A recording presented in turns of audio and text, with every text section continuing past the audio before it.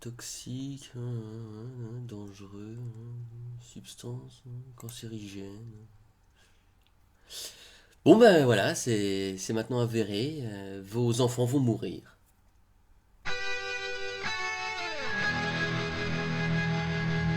Salut salut, bienvenue dans l'épisode numéro 10 de Zététique et Journalisme. Alors non, rassurez-vous, vos enfants ne vont pas mourir, enfin en tout cas pas avant vous, j'espère. Par contre, ils seront très probablement intoxiqués. C'est en tout cas en substance le message que nous délivrent 60 millions de consommateurs avec ce titre magnifique, des résidus toxiques dans les couches pour bébés. Point d'exclamation. Bam. Alors je vais vous la faire courte. Vous vous doutez bien que si je fais une vidéo sur le sujet, c'est parce que c'est hautement bancal. Alors je me base seulement sur leur article, parce que leur truc est payant, leur essai est payant. Donc quand il sera disponible en PDF, je le mettrai en lien. J'espère que cet article-là en rend compte de manière plus ou moins fondée, voilà, parce que c'est là-dessus qu'on va travailler. Inutile de dire qu'évidemment ça a été repris encore dans la presse, donc j'ai vu chez Le Figaro, chez Orange, je crois chez France Info, et j'ai dû le voir chez Europe 1 aussi, enfin... qu'est-ce qu'ils nous disent? Bah déjà deux trois trucs un petit peu rigolos. Par exemple le fait qu'on ait retrouvé dans les couches des résidus de dioxine, de HAP, de glyphosate et autres produits cancérigènes possibles ou probables. Mais ça ne s'arrête pas là. Moi ce que j'aime beaucoup par exemple c'est le moment où ils disent tolérance zéro par principe de précaution. Alors le principe de précaution, c'est pas du tout la tolérance zéro, le principe de précaution, c'est un principe juridique qui dit que quand des études montrent une possible dangerosité d'une substance, alors par principe de précaution, on va l'écarter le temps que les analyses soient faites. C'est pas du tout basé sur la peur, comme cet article-là, c'est juste basé sur la réflexion, d'accord? Et sur les études. Tolérance zéro. Tolérance zéro de quoi? Du risque zéro, mais le risque zéro n'existe pas, il ne pourra jamais exister. Sachant que la dose fait le poison, le risque zéro, ça correspond à quelque chose dont on est sûr qu'il n'y a strictement aucun danger avec. Rien n'existe avec zéro danger. Et ce qui est rigolo, c'est que dans la toute première ligne de ce paragraphe, ils nous disent, dans tous les cas, les concentrations restent en deçà des seuils fixés par la réglementation quand de tels seuils existent.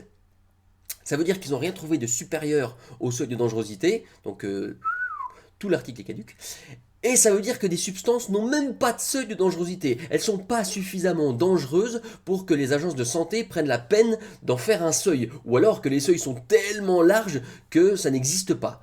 Alors j'espère que ça c'est détaillé dans leur rapport parce qu'en tout cas l'article lui n'en parle pas. En revanche il parle d'un truc que moi je trouve assez limite venant de la part d'une association de consommateurs. Ils disent du plastique au contact de la peau de bébé. Et ils montrent le fait que le coton, contrairement à ce qu'on peut éventuellement penser, c'est pas l'ingrédient primordial des couches et qu'on trouve beaucoup de trucs plastiques. Et ils disent cette phrase, les parents, à qui il ne viendrait pourtant pas l'idée d'habiller leurs rejetons avec des sous-vêtements en plastique, apprécieront. Évidemment, là le grand public, il pense plastique, genre bouteille plastique, sac plastique, les trucs un petit peu crado quoi. Mais en chimie, les plastiques, c'est quand même plus vaste que ça. Et des plastiques, on en a plein nos fringues quoi. Polyamide, polyester, vinyle, élastane. Et c'est problématique quand on regarde ce que dit le paragraphe suivant. Le paragraphe final nous dit les parents ont le droit de savoir. Mais de savoir quoi? Qu'ils ont des plastiques au cul de leur gamin? Mais oui, mais le problème c'est que c'est pas parce que c'est marqué plastique que c'est forcément dangereux. Donc le droit de savoir quoi? Des informations erronées, lacunaires? C'est ça le problème, c'est que le droit de savoir, c'est pas le droit de balancer de l'information comme ça sans l'expliquer. Et là, quand vous avez un truc limite anxiogène de cette sorte-là, ben il est où le droit de savoir? Là, c'est juste le droit de se faire du souci quoi. Quand c'est pas expliqué en quoi ça correspond, bah, les informations brutes, on sait que le grand public n'est pas capable de les appréhender. Donc dès qu'on a un truc qui pue un petit peu la peur comme ça, tout de suite le droit de savoir, c'est le droit de flipper. Ça n'a pas d'intérêt. Journalistiquement, c'est mauvais et ils sont tous fait avoir. Et ça franchement, ça c'est pas très bien ça. Donc voilà, là on est sur de l'info qui est beaucoup trop lacunaire pour être pertinente.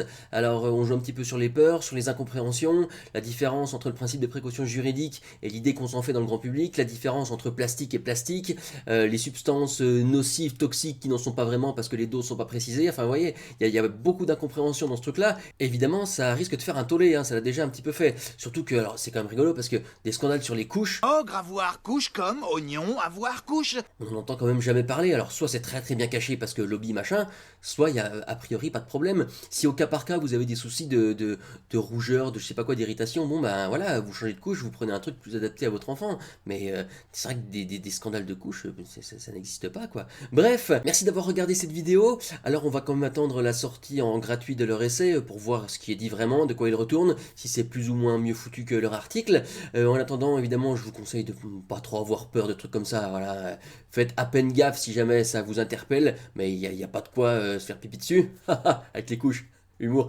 Et puis, moi je vous dis à la prochaine, et d'ici là, gardez l'esprit critique. Salut! Petites annonces, vous êtes bientôt 1000 abonnés sur ma chaîne, alors c'est pas encore beaucoup, mais j'ai pas commencé il y a longtemps, donc ça me fait très plaisir. Merci à celles et ceux qui ont partagé mes vidéos et qui continuent à faire connaître mon travail. Quant à moi, je vous dis que pour le 1000e abonné, je vais faire vérifier ma chaîne, comme ça je pourrai mettre les petites photos en début de vidéo, ce sera plus sympathique, et plutôt que d'avoir ma gueule à chaque fois, il y aura un titre, ce sera un peu mieux foutu.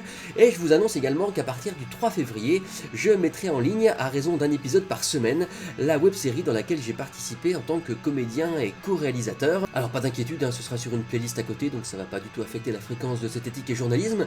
J'espère que ça vous plaira, je vous en dis pas plus, ce sera à vous de guetter à partir de début février. Donc de Rechef, à bientôt.